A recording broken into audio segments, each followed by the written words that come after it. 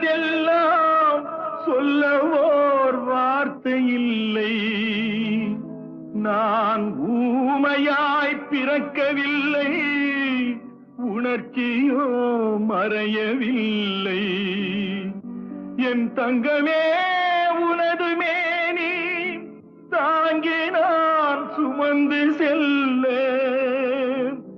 எனக்கொரு பந்தம் இல்லை. எவருக்கோ இறைவன் தந்தான். அந்த 4 பேருக்கு நன்றி.